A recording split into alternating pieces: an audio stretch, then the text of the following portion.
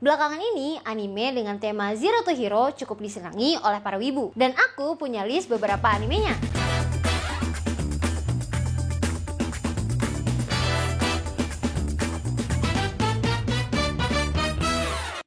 Ibu, demi kalian, aku udah nontonin beberapa anime cerita tentang balas dendam. Bagi normis kayak aku, anime dengan cerita kayak gini tuh kerasa baru banget. Dan entah kenapa, aku merasa ini tuh cocok banget buat para wibu. Terutama wibu pecundang yang berpikiran untuk memusnahkan satu sekolah karena mereka dibully. Pertama, Arifureta. Arifureta ini bercerita tentang bagaimana kalau satu kelas kalian tiba-tiba pindah ke isekai secara mendadak. Cerita dari anime ini berfokus pada main karakter yang polos dan lemah bernama Hajime, dan mereka semua dipaksa untuk menjatuhkan Raja Iblis. Di suatu misi, mereka terjebak oleh suatu kecelakaan, dan salah satu anggota Hajime mendorong Hajime ke jurang. Tapi beruntung, Hajime selamat meskipun dia kehilangan tangannya. Cuma tangan doang, masih bisa dan dia cuma bisa bertahan hidup dengan memakan monster yang ada di sana. Karena marah dengan temannya yang mendorong dia jatuh dari jembatan, Hajime menjadi villain. Joker moment.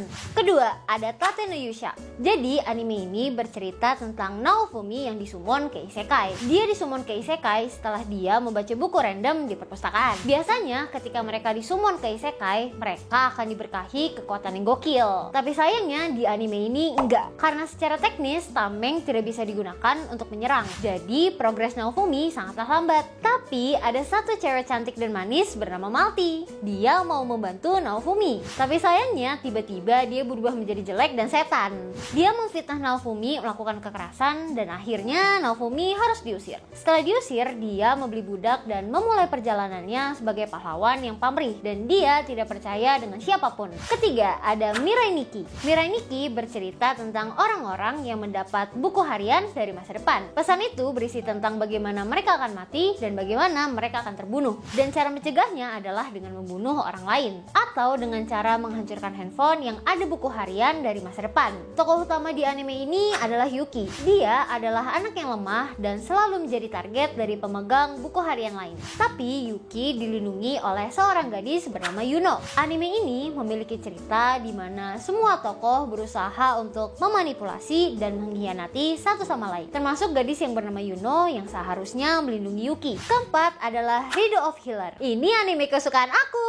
Anime ini punya premis yang menarik loh. Di dunia ini cuma orang terpilih yang bisa menjadi pahlawan, dan Kearu adalah orang yang terpilih dari desa untuk menjadi healer. Tapi setiap kali dia menggunakan kekuatannya, dia akan merasakan kesakitan yang sama seperti orang yang dia sembuhkan. Karena itu dia diberikan obat-obatan yang membuat dia ketergantungan dan juga gila. Bukan cuma itu, dia juga diperlakukan seperti hewan dan disodok-sodok.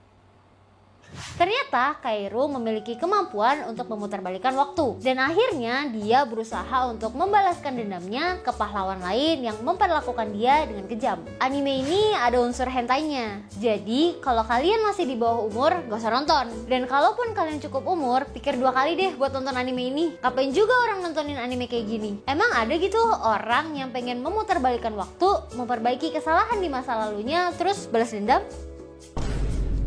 Dan kelima, ada Elfen Light. Anime ini bercerita tentang diskriminasi terhadap kaum Diklonius. Mereka diisolasi, diperlakukan dengan buruk, dan menjadi bahan percobaan yang tidak manusiawi. Suatu ketika, karakter utama yang bernama Lucy berhasil kabur dari fasilitas percobaan itu. Tapi sayangnya, dia kehilangan ingatannya.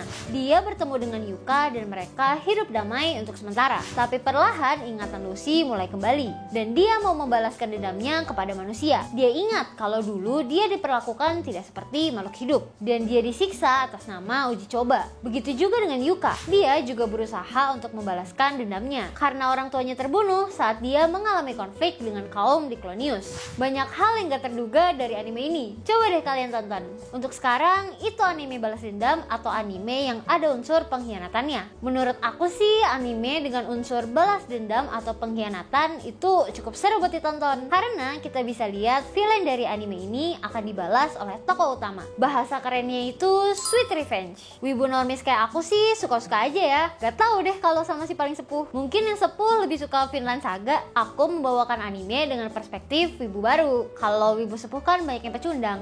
Jadi karena di dunia nyata kalian tersakiti, mungkin perasaan dendam kalian bisa diwakilkan sama anime. Kasih tahu ke aku anime apa lagi sih yang punya tema balas dendam?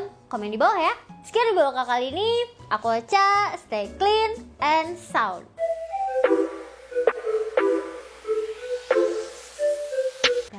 Dasar pecundang. Apa? Dasar pecundang. Kamu pecundang. Iya, gua tuh pecundang. Iya, Akil pecundang. Sepuh gua.